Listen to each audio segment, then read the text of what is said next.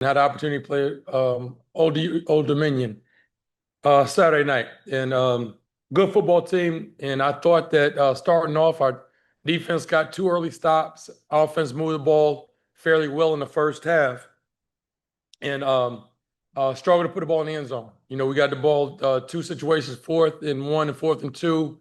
And rather than opting for field goals, we're trying to score touchdowns. So I wanted to go in aggressive mentality. I didn't think field goals were going to, help us win games like that. You got to score touchdowns. So we're trying to be aggressive early on. That kind of backfired, but we got on the board. So halftime, I think it was 16-3 at halftime, and made too many mistakes once again in the second half. Whether it be turnovers, penalties at the wrong times. Issues in the kicking game. So it kind of got away from us in the second half. But I thought that was a very good ODU team and a great atmosphere and environment to play in. So we're to get some stuff cleaned up this week and get ready for a hungry and dangerous Fayetteville State group. Coach, what's your biggest takeaway from the ODU game that you can kind of look at moving forward?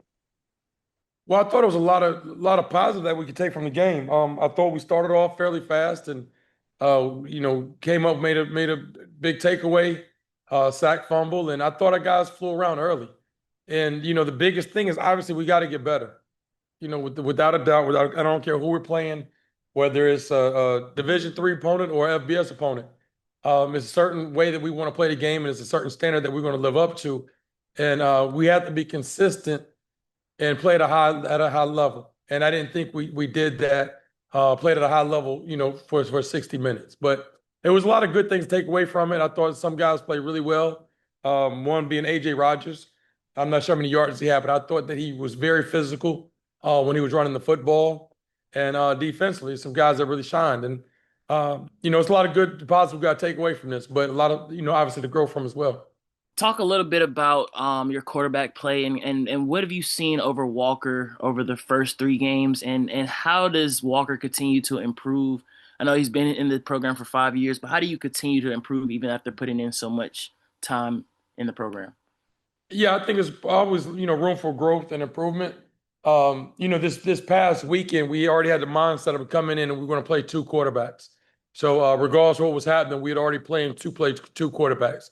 But I thought that Walker started off the season, really well. I didn't think he had the best game against New Hampshire. I thought he didn't really go through his progression at times like he should have. And then Old Dominion game, they did a lot of different things from a coverage aspect to try to create some confusion and things of that nature. But I thought Walker's been solid throughout the season. Obviously we want to be perfect. We want to score a lot of touchdowns, score a lot of points. But a lot of times the quarterback gets a lot of blame for things. And offensive football, all 11 guys got to be on the same page. The line has to protect. The receivers have to run the right route at the right depth and catch the football. The running backs have to understand protection. So if one of those things break down, a lot of times at the end of the game, the quarterback gets a lot of the blame. But I think the big thing, like I've been preaching, is consistency. At every position. So I think once we get more consistent offensively, the quarterback play will be more consistent as well. But I've been pleased with him thus far. Obviously, I wanted to see everybody in the program, including myself, improve though.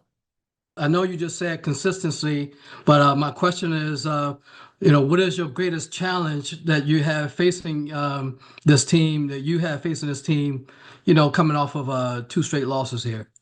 Well, obviously, first and foremost, when you play a lower level team or Division II team, the first thing you have to look at is, your guys going to be sleeping on them or not taking them seriously. But I guarantee you that we're going to have their undivided attention. They're going to have our undivided attention. We're not at a stage where we can take anybody for granted, obviously. So we're going to prepare the same way like we did for ODU, New Hampshire, and Southern University. There's going to be no difference. And the expectations don't change. I expect our guys to play at a high level. But, it's good to be back home in the nest in front of our home crowd. I'm sure they're going to help us out tremendously with the 12th man. But we've got to play really well this week. And I know, they're a hungry team, and they're a very dangerous football team. Coach Hayes will have those guys ready to play. So we're definitely going to have to bring our A game this weekend. Yeah, if I may follow up, what is it that specifically that makes them so dangerous, as you say? Well, they're a hungry team. When you've been in two games and lost two close games like they have, then obviously, you want to beat the bigger team. The same way we want to go in and try to, upset ODU, they're going to come in our house with the same attitude.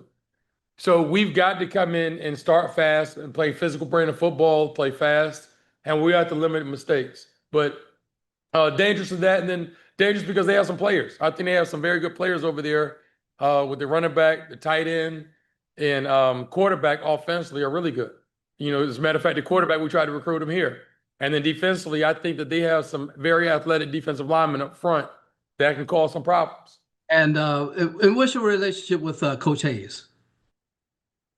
Ooh, I've known Coach Hayes since I guess the mid '90s, and then obviously when I was working for Coach Hayes as Bill Hayes, he was athletic director here. We kind of became closer, but being in the profession and right around the corner, um, I've got the utmost respect for him, and a lot of us coaches is a close knit group, so a lot of us local coaches hang together and have good relationships. But in the off season, his staff has come up here and clinic with us, and I've gone down to Fayetteville and spent time with him, trying to pick his brain with some things. But Coach Hayes, man, Rich Hayes is a great dude, great person, and our families are extremely close as well.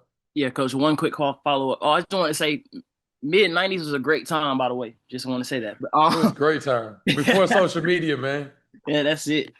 I know you talk about starting fast, and I just wanted to know, from a coach's perspective, do you put the responsibility of starting fast on your players, or do you believe in scripting plays? Kind of talk about the balance between coming out and that fast start being kind of natural, and scripting also an aggressive start as well.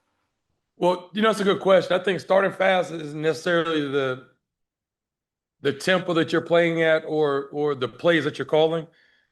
Starting fast is being efficient with the football and defensively flying around and getting off the field, getting stops. So whether you're running the ball, throwing the ball, that doesn't really matter. It's about when we take the field, we have to be efficient at whatever it is we're doing. And I think that's up to me and the coaches.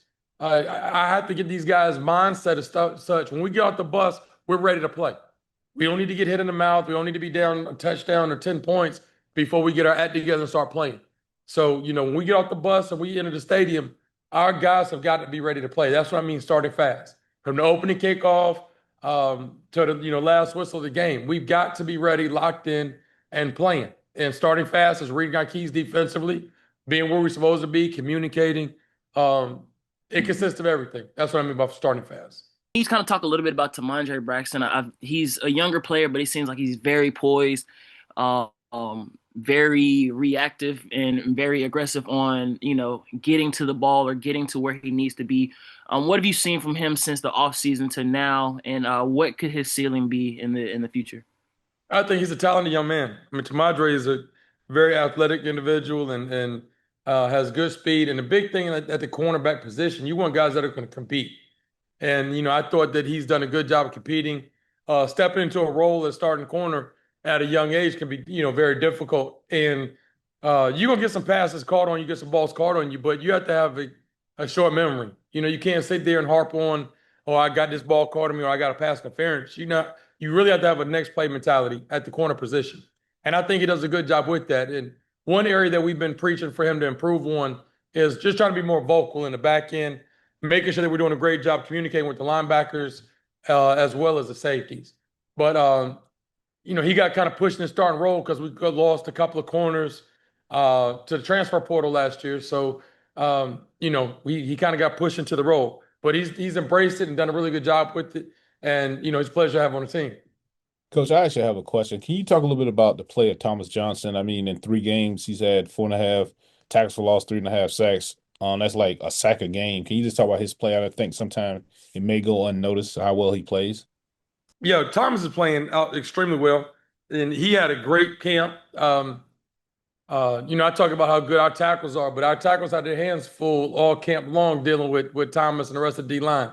But I sat him down and he was a different Thomas at that Southern game in Atlanta. He was so excited.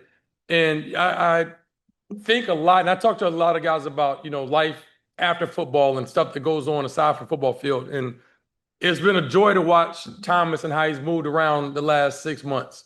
When you're enjoying life, you're doing well off the field, and you have all your business in order, and your family's well, and you're doing well in school. Um, Guys seem to move and operate a little differently. And when guys have a lot of baggage and things they're concerned about and worried about, they don't really be able to let their hair down and be able to play to their fullest. So it's been a joy to see him, how happy he is, walking around with the building with a smile on his face and always laughing and joking. So it's a direct correlation. You have your stuff, business in order off the field. A lot of times it carries on over to the field. So he's played really well. I'd like to see him play a little better, though. He's got 4 sacks. It'd be great for him to get 4 more Saturday. With these last 2 losses, what kind of read do you have with your team right now? Because I'm sure that probably a lot of these guys haven't experienced these kind of losses like this, under your leadership here. I haven't either. Back-to-back losses. We don't really do that around here too much, but it's been rough for them. Guys were disappointed, as they should be. We had a great opportunity to play a very good football team, FBS team, and they were expecting to play better. I was expecting for them to play better. But, it's good to see that when it bothers guys. When you see guys coming to the building the next day laughing and joking and doesn't really bother them, that's a problem. But our guys, were competitors, and they want to win. They want to be good.